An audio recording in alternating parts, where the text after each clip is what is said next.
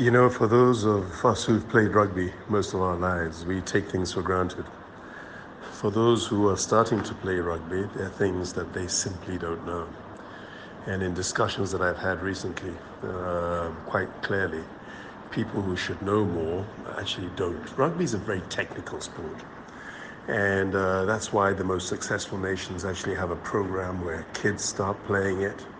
And in Ghana, I have to congratulate our getting into rugby team that is, we are running here at Rugby Ghana under the auspices of World Rugby and Africa Rugby to impart knowledge out in terms of basic skill sets. But as you move beyond that and you start to grow, there's a lot of things that come involved and are involved in rugby. We talk about the respect factor. We talk about the team building issue. We talk about that inner strength that most other sports do not have as a team sport, because you're working collectively to achieve a goal. Some people are 2 meters tall, some people are 1.65 meters tall, some people are 75 kilos, some people are 130 kilos. And to bring a group of people, 15 aside, together, to be able to work for 80 minutes and dance together, play together, fight together, and have a synergy together, to have a brotherhood that says, if you are not making it today, I'm going to make it there for you. If you are under stress, I'll be there for you. There's a lot of things that go behind the scenes.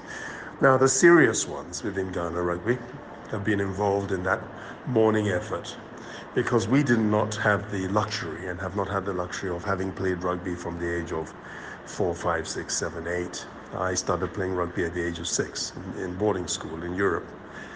And therefore, your hand-eye contact, your connectivity, your understanding in terms of movement, where to run, how to hold the ball, how to take impact, how to tackle without getting hurt, etc., becomes a natural. Here in Ghana, many of our guys started playing in their late teens, some in their 20s, and some even older. So the challenges are a lot deeper.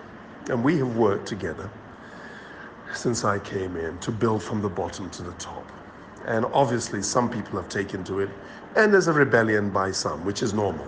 Some people are naturally lazy, some have a football mentality, and then you have some, and we all know who they are in Ghana Rugby, have taken it seriously to the point where they are saying, we want to catch up with the rest of the world and be better than the rest of the world. And it's those boys who have worked strongly together. Some have stayed the course, some have fallen by the way, in order to get Ghana to this unique position that in 4 years, boxing rugby is just about the only sport to have won 2 continental trophies. But look, the purpose of this is to thank Pan-African, who are one of our principal sponsors, to thank the great Mauro Komatsi of De Simone for their efforts in taking Ghana Rugby to the next level. We run the Bronze Cup, technically challenged. We had no scrummaging machine in Ghana, no equipment at all, no proper gymnasium, no strength and fitness building issues beyond the obvious. And when we got in people like Stuart Amar and Colin, we're lucky to have Coach Dallas, it went up another level. But without things like scrummaging machines, which are very expensive, very specialized, and there was not one scrummaging machine in Ghana.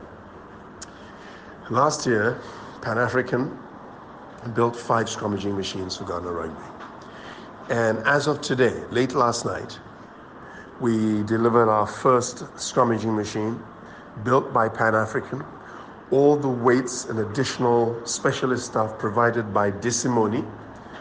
And my senior brother from another mother, Mauro Komatsi, ensured that we got a low-loader, massive truck to put these items on, and they were delivered to Cape Coast today.